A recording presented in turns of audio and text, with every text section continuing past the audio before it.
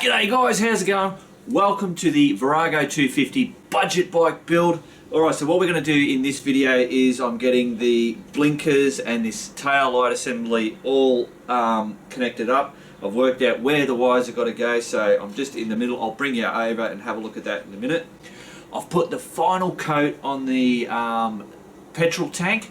It's inside. I'm not touching the bloody thing, but it's got its final coat, so you'll get to see that. I won't actually put that onto the tank. It'll be one day off me actually handling it. The other thing that we're going to get done, once this wiring's done, I'm going to then fabricate that cover up here. So I talked about the tin bloody plate thing. So we'll have to go to Bunnings, get some of that stuff, get some rubber to go on, which much will use the bloody old tyre tube off the DR650, glue that on there, and hopefully get that painted as well. Hopefully get that to look really good. I'm pretty excited about actually doing that. Alright, come down here and have a look at this wiring.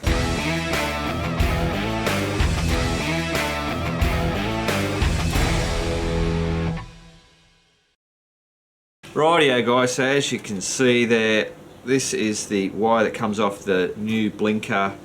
So what I've done is I've used those solder sleeves and they're working brilliantly. I've also got to have this shrink wrap to go all over that, seal that up, and then I'll most probably join all these two together with electrical tape to protect that while it's under the guard. We'll go over and have a look at these solder sleeves. Rightio, so obviously I've just got some electrical tape, red and black. I bought some fresh lots of the shrink wrap, and these are those solder sleeves. So if I can get that into frame, so there it is. So that's the solder in the middle. When you heat it up, that all does what it's supposed to do, and then this the rest of it all shrink wraps around the wire, giving it a nice seal and, you know, holding it all together. I've also gone and got some of these little Duvalakis. You see that? The idea of that is on these OEM parts, I want to, on the ends of these wires here, I'll put those, crimp those on there, and then they will plug straight into there. Instead of cutting this off and then doing that other thing, I think will be a good option. So that's our passenger side blinker, that's our driver's side blinker, and also the tail light assembly on that side. With the tail light, each one of these is a separate wire coming out, which is a bit of a bugger, but anyway, what can you do?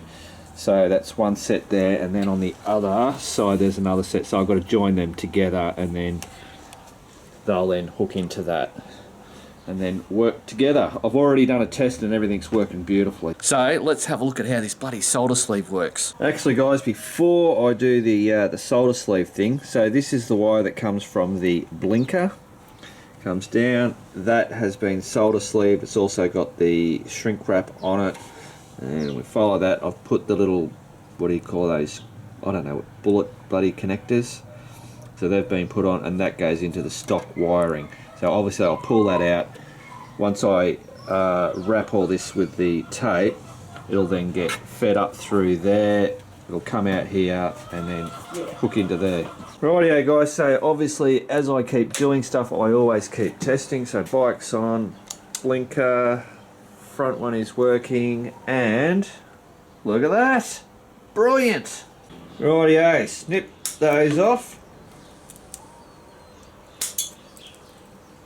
Now I just got to strip these wires. Do it.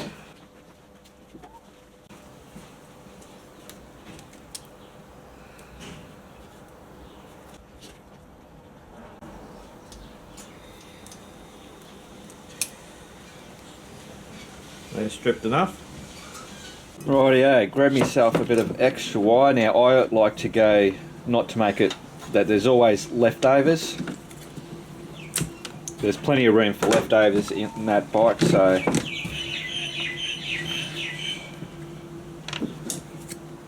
I hate having tight wires.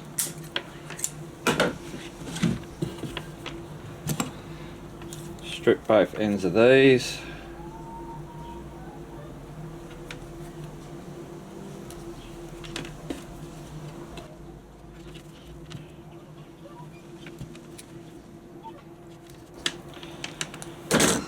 Beautiful. Get me heat shrink ready, about, I don't know, about that much. Same for the other side. And then we have these little solder sleeves. And of course, a couple of those bullet connectors.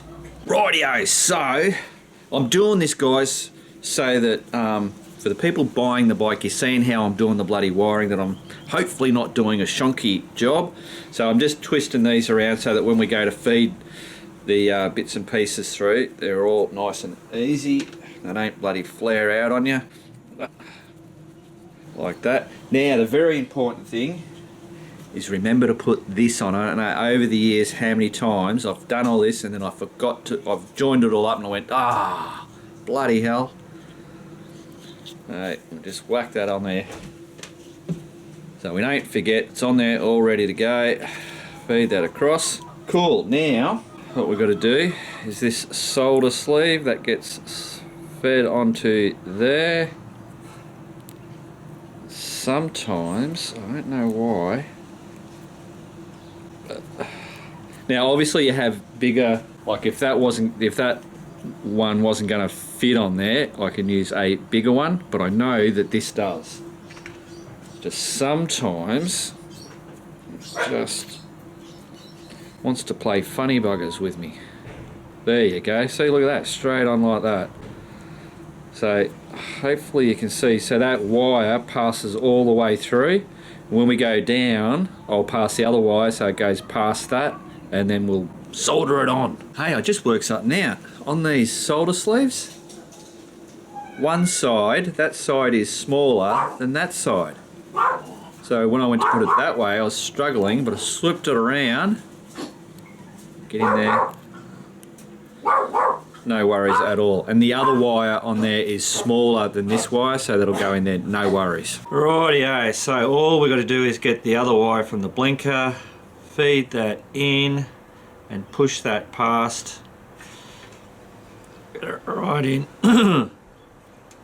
So both wires that way and this way are passing that solder there. So now, get me trusty little blowtorch. Heat that up.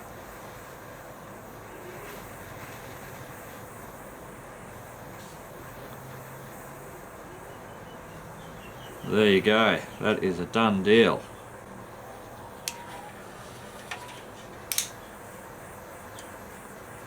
So this works really well, guys, from the solder point, but then also having that extra sleeve working like this shrink wrap just makes a really nice, firm, well connected wire point. So what I did find was that you've got to, don't mess with this, because at the moment it's all very rubbery, so it will stretch. Once you've got to just allow that to dry, or not dry, cool down. Once it's cooled down, it becomes nice and hard again, and then I'll slip this over.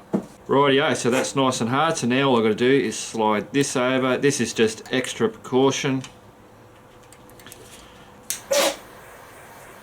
I'll shrink wrap.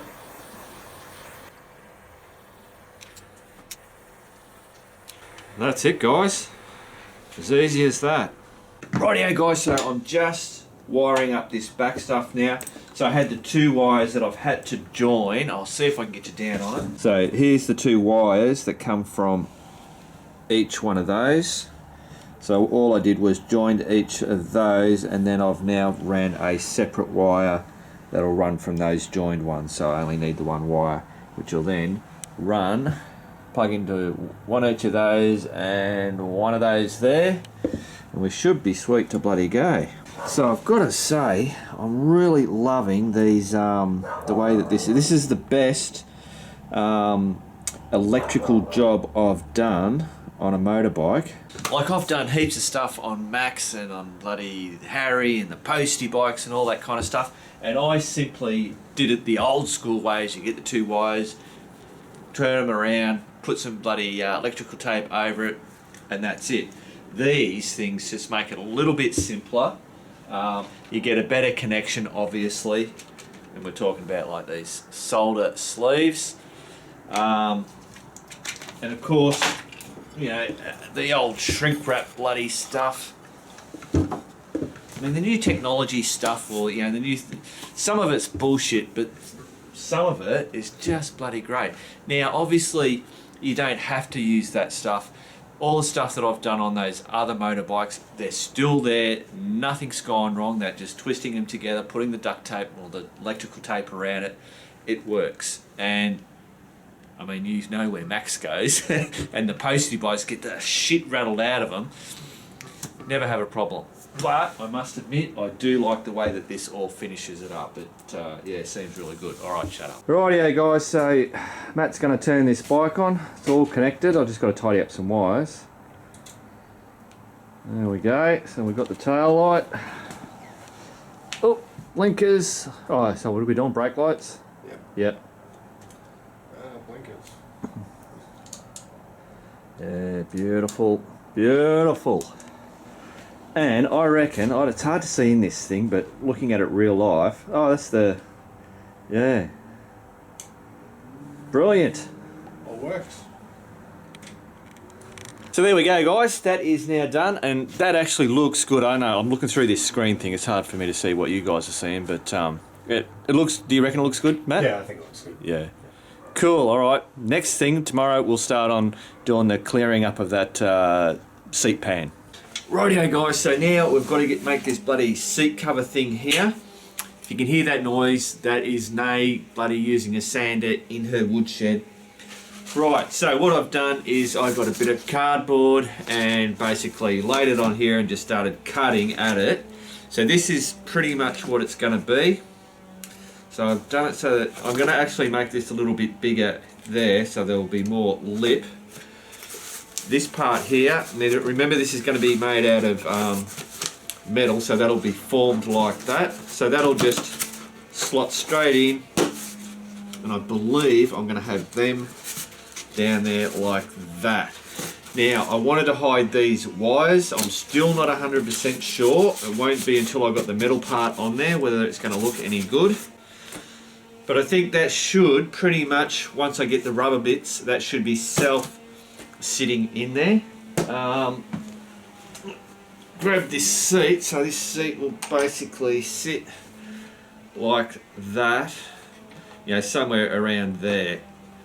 So this part here will hide those wires. If I have those wires, or not have that there, you're going to see these. It's not bad, but I'd like to cover it if I can. So that's the plan.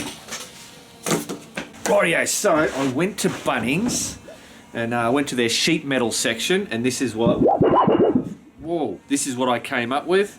I don't know what size it is. 0.6 millimeters thick. That's 600. Ooh, wow, man, that's 600 that way, 300 that way. Basically, you can see I've already cut. So I'm going to have some leftovers. Let's get down. So basically all I've done is I've whacked that on here, made sure I've got all straight lines, not relying on this cardboard, using that. I've given myself extra room because I want to put a little bit more up here, and I've given a little bit more on the sides for that fold down bit. So I've got to start cutting this out now. I didn't want to use tin snips, because as soon as you use those tin snips, they start to bend, and they're a real shit of a thing. And I thought, oh, I could do it with the angle grinder. And then I thought, those nibbler, the little nibbler machines, thought I'd go and check that out at Bunnings and see how much they are. They don't actually sell the machine, but the attachment that they put onto the drill, let me go and get it. Rightio, so this is the packaging that it came in. Sheet metal nibbler cutter Duvalaki thing. This is it. Most of you guys will most probably know that. So all you got to do is whack this onto your drill. Plop it in there, tighten it down like that, and away it nibbles. So let me see if I can get this up so you can see it in motion. There it is, look at that. It only cuts the most tiniest little piece. And I tell you what, I had a shot at it today and it works bloody fantastic. So that's what we're going to cut this sheet metal with. Oh, and it was $37. This was the Craft Right, so that's the cheap brand. There was another one that was like $80, and I thought, I'll buy the cheap one. If it works, it might work for quite a while and then it'll bugger out, and if it buggers out, then I'll just go and buy the decent one because I know that it works. That's the idea. Here goes nothing, guys.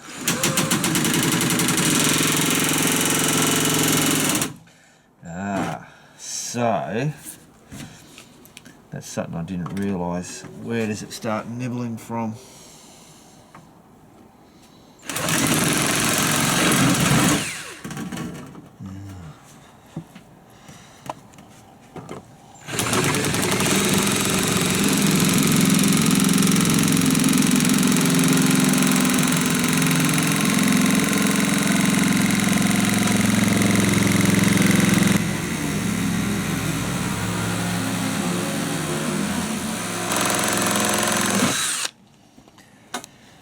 Not exactly straight, but that's not too bad. Better than handheld. Brilliant. So I'll now cut that last bit off and then we'll go over and reassess stuff. Rightio guys, so this is what I've ended up with.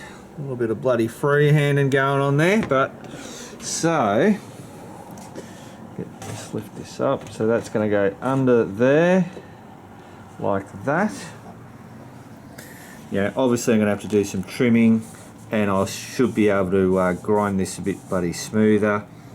Now I've got to find the bend point in here because obviously that's sitting like that. I think the bend point's going to be somewhere there, but I've got to work that out and then we'll get this bent so then it'll run flat and then come up like that. That's the plan, and then I've got to make a cut on either side where the bend is, and then that will bend down and these at the sides, and it should all just sit in there is what I'm hoping for. Rightio guys, so I've got 2 bits of long angle iron in my vise. I've worked out where my fold is. I know there's DIY fault bending bloody things I could make, but I'm roughing it. So I'm just going to use this to hopefully bend this over.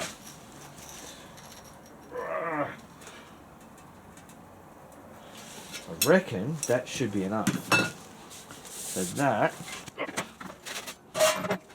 yeah, that looks pretty bloody good, guys. Look at that. Hey? Rightio, so I reckon I got that bend pretty damn bloody good. So I'll show you it in action so that, sorry, I'm trying to adjust, make sure I get it in the camera. Goes to there, plops down like that. And if we look, that's what we got there. Now I'm going to have a problem here. I don't know if you can see it. It's that thing there. That's that thing there. The way I most probably could have rearranged that. I mean, that's how it goes in stock. I think what I'm going to do though is on that point there, wherever it hits there, I'll actually drill a little hole so it'll actually sit down just over it. Because remember guys, this is mainly just to hide all those wires. It will give it some protection from rain and bits and pieces, but you know. So I reckon that'll be the deal. So far, so good. So now what I've got to do is nibble that, cut there, then fold these 2 ends down so that they're going to tuck in. Are you following me? Rightio guys, so this is what I've got. Done a bit of a hole in there. So now it's getting a whole lot flatter. I don't think I can go. That's basically sitting there. Don't know whether I can bend these around. I just don't know at the minute. It's getting very late at night and anything that I'm doing at the moment is really, really loud. So I've got to stop. I'll come back to you tomorrow. Rightio guys, so it's the next morning and I've already made a bend on that side. I'm just about to do a bend on there. So I'll just whack you on the tripod. So just using this square tubing, whack it on there, and then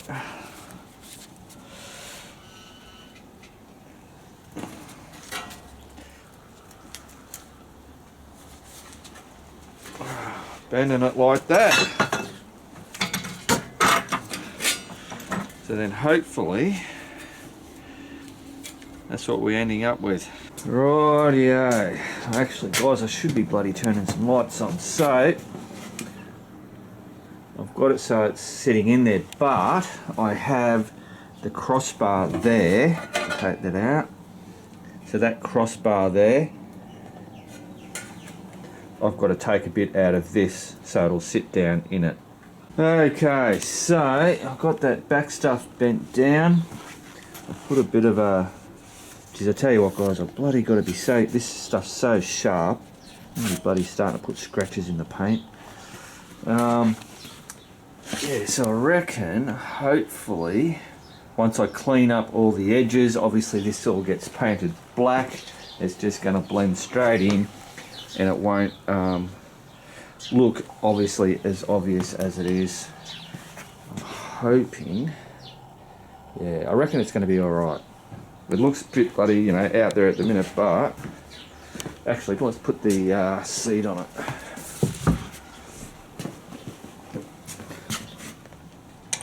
think it's going to sit somewhere around there. Obviously it's going to be sitting a bit down. It should sit up.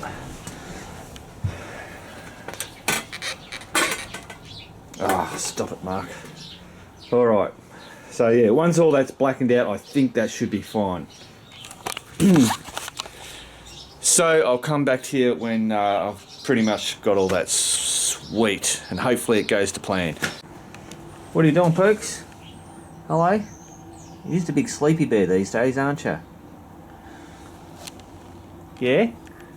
Rightio guys, so I've grabbed the tank that's been sitting in the house in the nice and warm. I've just brought it out so I can show you it. I reckon it's come up pretty good. So this is it. This is the finished, oh, what's that? Oh, that's a little bloody, so that's one floor. Oh, hang on, let me, oh, there it is, look at that. Don't know, I should be able to fix that, but I don't want to do anything, a little bit, lessen it at least. But the square piece that I had up here, you can't see it. I think there's a slight line there. It just, yeah, it's gone. I've got two little iggly bits on here. Yeah, there you go. And there's one there. But the rest of it is pretty bloody good. So on this side you can't see that pinstriping line, and on this side, if you get yourself in the right, I can just see it. But I'm really now happy with the way that has come up. So this will now get picked up very gently. It's good, but I'll put it back in the house because I've got to give it that full week. So there you go. All right, now back onto this. Oh, and Nay's bloody idea, she said, why don't you go with this stuff, the peel coat stuff, which I've used on stuff with the Jeep, the handles on the shovel and stuff like that. So, because that ends up being rubber, I can just spray, and it's that colour. Hopefully you can see that colour. So it's like a flat black. I'll just cover the whole thing. So that'll fix up the edges for me.